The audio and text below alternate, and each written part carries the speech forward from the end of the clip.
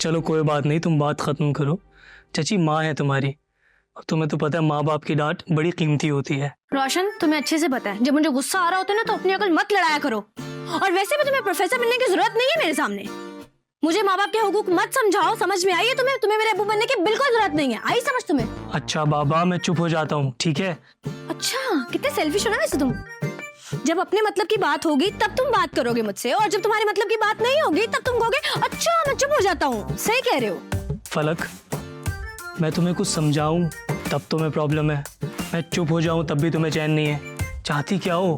शादी भी नहीं हुई अभी तक और इतना रोब जमाती हो। शादी के बाद तो मेरा अल्लाह ही हाफिज है। ऐसे ना तुम इतने मासूम हो नहीं, एक्चुअली तुम मासूम हो ही नहीं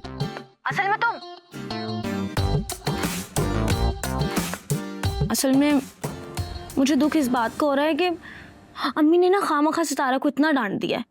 उस बेचारे का तो दिल भी नहीं चाहता था बाहर जाने का, मैंने उसे इंसिस्ट किया और वो मेरी बात मान भी लेती है, और अम्मी ने खामखा उसको इतना डांट दिया है। मुझे ना बहुत दुख हो रहा है रोशन, मैं क्या करूं, गिल्ट फील हो रहा है मुझे। Falak, Sitara is a very wise girl, और वो जानती है कि तुम उससे कितना प्यार करती हो, और वो चच्ची की नेचर से भी वाकिफ है, तो तुम परेशान नहीं हो। नहीं यार रोशन, ये बात नहीं है। तुम्हें पता है मुझे ना बहुत बुरा फील हो रहा है उसके लिए। सितारा मेरी बेस्टेस्ट फ्रेंड है, पता है, और अम्मी हर वक्त उससे चिढ़ती रहती है, हर वक्त उससे लड़ाई करती रहती है। मैं इतना समझाती हूँ लेकिन उनको मेरी बात समझ नहीं आती। तुम एक काम करो, तुम ना अपने दिल की तसल्ली के लिए जाके उससे बात कर लो, ताकि तुम सो जाओ। कितना सेल्फिश हो ना वैसे तुम, कितने ज्यादा सेल्फिश हो ना वैसे तुम। अल्लाह मियाँ, कुछ और नहीं मिला था, यही मिला था मेरे लिए। हद हो गई है। और मेरी बात सुनो तुम, अगर तुमने शादी के बाद भी यही हरकतें की ना तो मैं तायम्मा को बोलूंगी कि इसको समझाए कि आजकल की वो लड़कियां नहीं है जो चुप करके सहती रहेंगी सब कुछ। अगर तुमने मुझे टाइम नहीं दिया तो सब भाग गए। आई समझ? तुम्हें तायम्मी को जो जाके बोलना है बोल दो। वो जानती है बेचारा जो रोशन है ना फलक का गुलाम है, अच्छे बच्चों की तरह उसकी हर बात मानता है। ये ले जी गरम गरम पराठे। अरे बेटा सितारा, मेरी बात सुनो, आज तबीयत मेरी जरा ठीक नहीं है तो पराठे रहने दो, तो ऐसा करो दलिया बना दो मुझे। वो तो ठीक है मामू, लेकिन दलिया खत्म हो गया, कहे तो ब्रेड ला दूं? नहीं, तबीयत बहुत बोझल हो रही है, तुम ऐसे करो कि दूध का एक गिलास और 2 खजूरें दे दो, दैट विल बी फाइन। जी मैं भी लाती हूँ। क्या हो गया आपकी तबीयत को?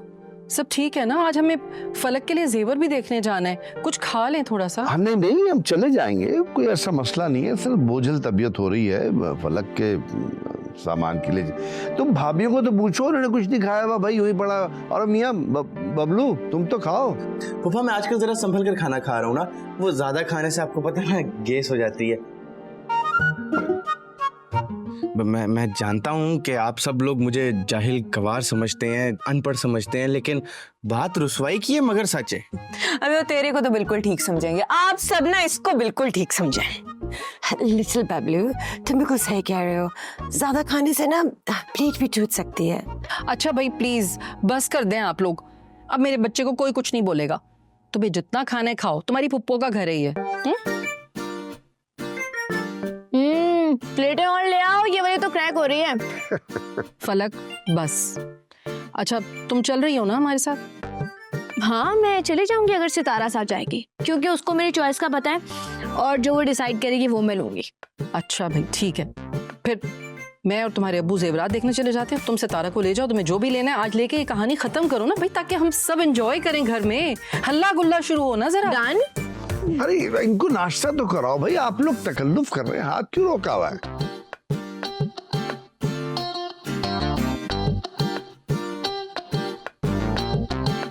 ये देखिए, ये मैंने फलक की सास के लिए लिया है जोड़ा, ये कलर उन्हें बहुत पसंद है ना। मेहताब एक बात तो बताओ, ये तुम ज्यादा सर नहीं चढ़ा रही जुबैदा को? फलक की सास है, फलक की सास है कह कर रहना तो उसने तुम्हारी जेठानी है ना। और वैसे भी कौन सा तुम्हारे ससुराल वालों ने आज तक तुम्हें सोने की कोठरी में बिठा कर रखा जो तुम इतना शहद में डुबो रही उन्हें? क्यों गुड्डो?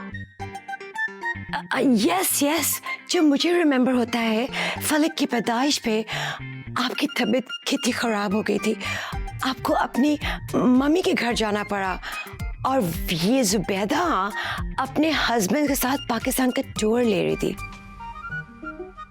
अरे नहीं, वो तो पहले ही घूमने गई हुई थी।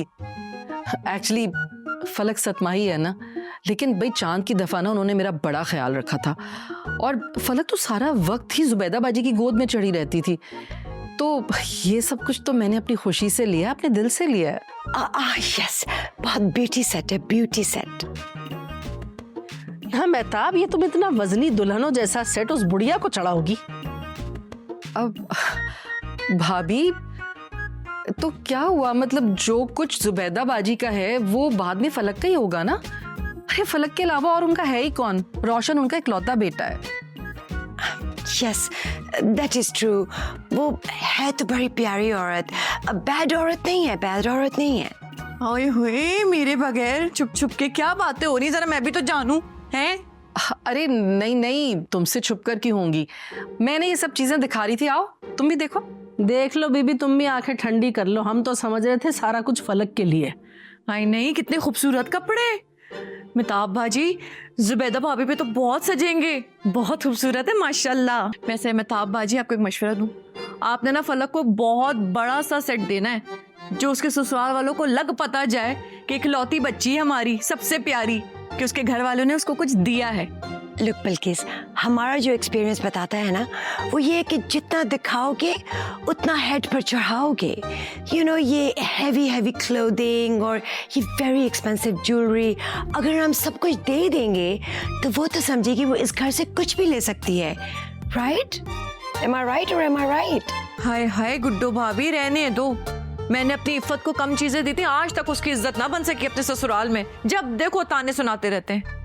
और सच बात तो ये है कि बेटियों को ना मजबूत दिखाना कोई गलत बात तो है नहीं।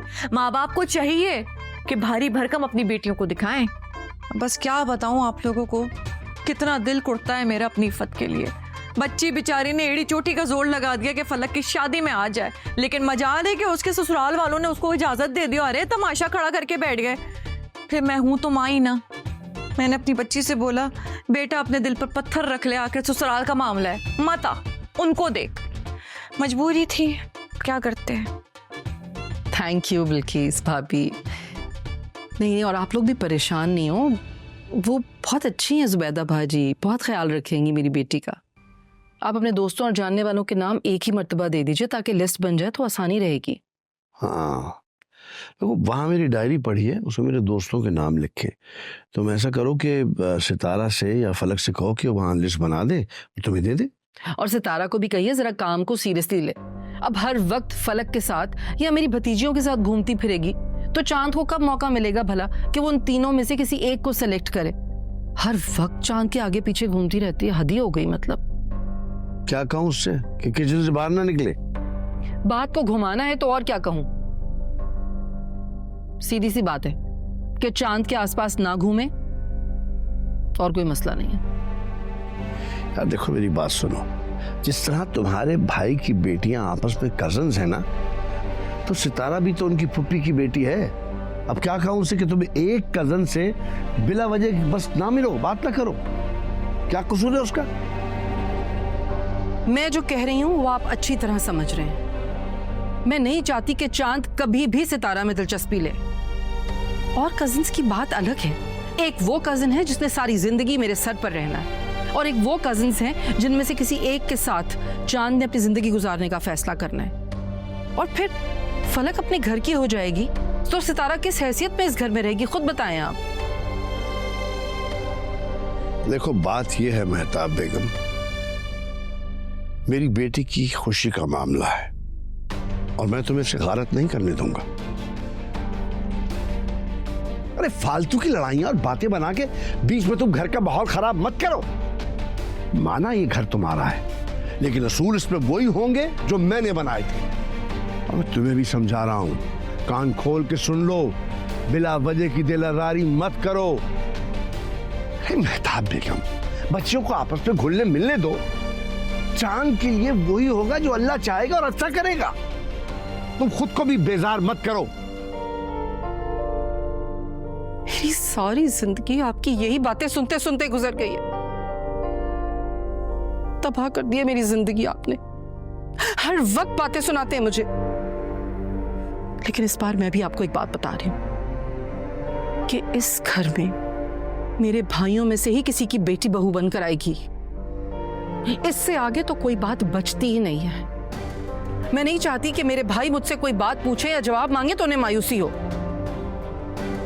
और मैं देख रही हूं चांद को भी किस तरह से तारा के आगे पीछे घूम रहा है। बाकी बच्चियों को तो वो इस तरह से ट्रीट कर रहे हैं जैसे वो उसकी कुछ लगती ही ना हो।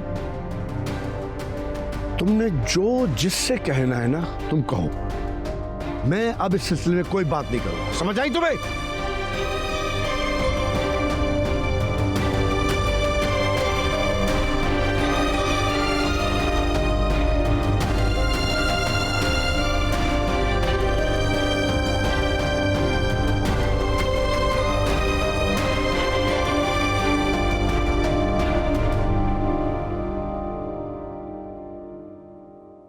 बबलू,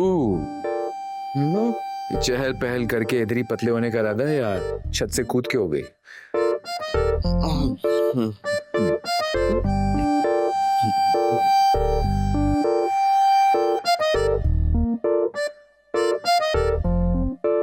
इससे पहले मेरे कैरेक्टर में बात उठे, मैं इनकी शिकायत लगा देता हूँ। आई एम सॉरी बबलू के लिए। वैसे तो काफी छिछोरे हैं इस दुनिया में, लेकिन बबलू जैसा कोई नहीं। उसी तरह लड़कियां तो बहुत है इस दुनिया में, पर आप जैसा वाकई कोई नहीं। जिंदगी में सिर्फ हुस्न जरूरी नहीं होता, किस्मत भी जरूरी होती है। किस्मत भी तो उन्हीं पे मेहरबान होती है ना, जो उनकी कदर करते हैं।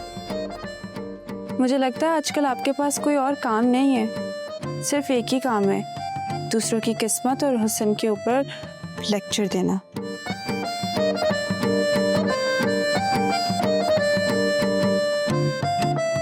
हम मुझसे नाराज है क्या?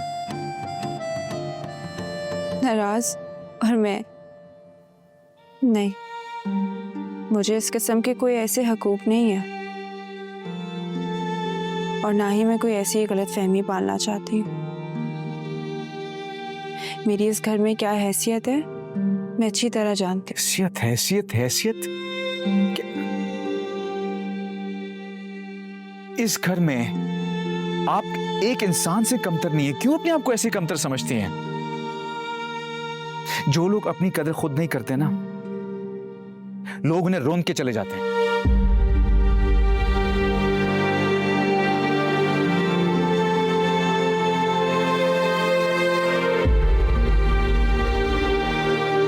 मैं कभी नहीं भूलूंगी मुमानी का हर किया एहसान।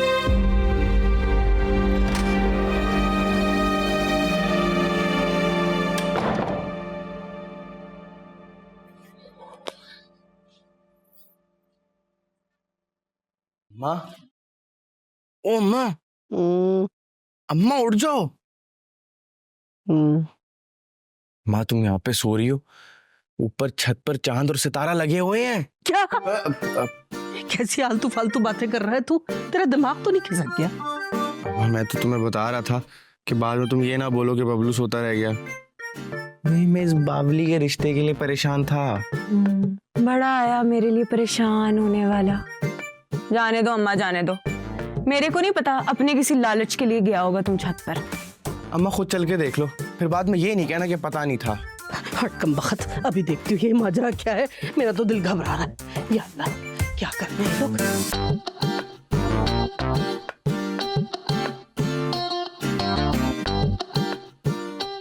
हैं दोनों हैं, खड़े भी हैं। मेरे को भी देखना है। जो